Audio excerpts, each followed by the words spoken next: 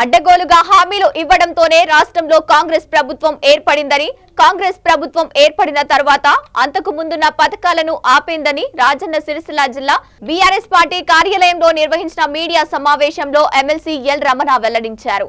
వార్డుల్లో ప్రజలు ముఖాలు చూసే కేసీఆర్ పాలనపై నమ్మకం ఉన్నట్లు కనిపిస్తోందన్నారు. రాష్ట్రంలో అత్యధిక మున్సిపాలిటీలలో మనమే గెలుపొందుతున్నామని రమణ ఆశాభావం వ్యక్తం చేశారు. 2023 ఎన్నికల్లో రాజ్యాంగానికి అనుగుణంగా పాలన చేయాలని చెప్పిన రాహుల్ గాంధీ, రేవంత్ రెడ్డిలు ఆ విషయం మరచిపోయారని అన్నారు. 10 మంది ఎమ్మెల్యేలు అధికార దహంతో పార్టీని వీడారని, తెలంగాణ ప్రజాక్షేత్రంలో ఎలాంటి మోసగాలను ప్రజలు వదిలిపెట్టారని, న్యాయస్థానంపై మాకు నమ్మకం ఉందని, న్యాయస్థానంతో పాటు ప్రజా కోర్టులో వాళ్లను నిలదీస్తామని హెచ్చరించారు. రాష్ట్రం ఏర్పడాలని చెప్పని అన్నాడు పెద్దలు కేసీఆర్ గారు. రాష్ట్ర వ్యాప్తంగా ఉన్నప్పుడు ఈ రహదారి ఎండ వెళ్తుంటుంటే గోడలపైన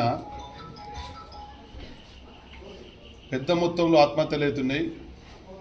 ఆత్మహత్యలు ఆపండి అని చెప్పి నినాదించినప్పుడు చెల్లించినటువంటి నాయకుడు ఈ రాష్ట్రంలో, దేశంలో ఒక సమస్య పరిష్కారం కొరకు అంకిత భావంతో ఒక 50 లక్షల రూపాయల నిధులను సమకూర్చి ధైర్యాన్ని చెప్పి తెలంగాణ రాష్ట్రం తెచ్చినటువంటి ఏకైక వ్యక్తి ఇద్దరు కేసీఆర్ గారు. 10 ఏళ్ల పరిపాలన మనం చూసినాం.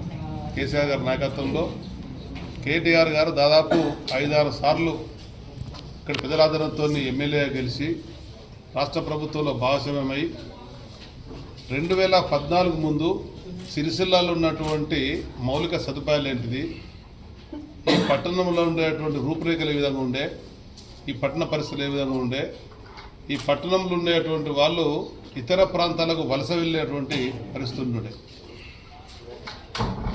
ప్రతిరోజు ఒక నిత్యకృత్యంలా ఆనాడు ఆత్మహత్యలు అనేటివి కనబడుతుండే.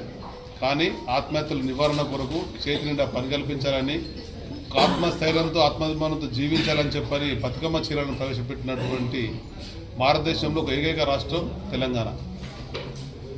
ఆ విధంగా ఒకవైపు సమస్యల పరిష్కారం ముందుకెళ్తూ పట్టణ సమగ్రాభివృద్ధి కొరకు భారత ప్రభుత్వం ఈ దేశంలో ఉండేటువంటి పురపాలక సంఘాలకు అవార్డుల సందర్భంగా సిరిసిల్లకు పలు పర్యాలు వచ్చినాయని చెప్పంటే ఇక్కడి ప్రజల ఆదరణతో కేటీఆర్ గారు పలుమార్లు ఎమ్మెల్యేగా, మంత్రిగా ఉండి సిరిసిల్ల పట్టణంలో ఏర్పరిచినటువంటి మౌలిక సదుపాయాల వల్ల పట్టణ సమగ్రాభివృద్ధికి నిరంతరం ఇక్కడ ఉండేటువంటి కౌన్సిల్కు అండదండలుగా ఇచ్చి, ఇక్కడ ఉండేటువంటి చైర్పర్సన్లతో కలిసి కౌన్సిల్ను ముందుకు నడిపించి చేసిన కృషి ఫలితమే ఆ విధమైనటువంటి సౌకర్యాలు. దానికి భారత ప్రభుత్వం కూడా ముందుకు వచ్చి అవార్డు విషయం మనకు తెలిసిందే.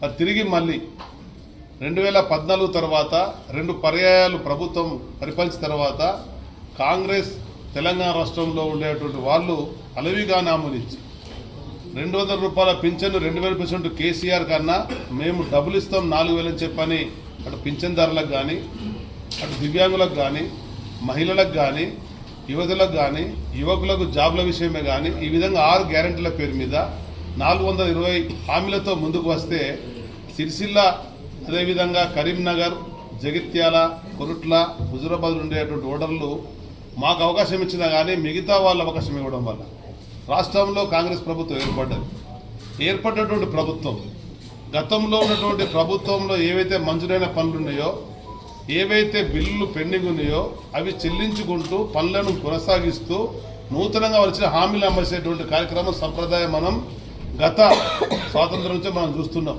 నేను కూడా దాదాపు 32 ఏళ్ళుగా 2 సార్లు శాసనసభ్యునిగా, ఒకసారి లోకసభ సభ్యునిగా, నేడు శాసనమండలి సభ్యునిగా, రాష్ట్ర మంత్రిగా పనిచేసిన అనుభవం ఉన్నది. కాదుపడి చెరువుని కూడా పనిచేసిన అనేక జీవోలు మాకన్నా ముందు నవలిస్తే వాటిని పరిష్కారం కొరకు ప్రభుత్వ పరంగా కానీ, ప్రతిపక్షంలో ఉన్నప్పుడు కానీ చేసిన అనుభవాలు ఉన్నాయి. ఆ విధంగా ముందుకెళ్ళేటువంటి సంప్రదాయం ఉంటుండే. కానీ రేవంత్ రెడ్డి కాంగ్రెస్ ప్రభుత్వం వచ్చిన తర్వాత గతంలో ఇచ్చిన జీవోలన్నీ రద్దు చేయడం జరిగింది.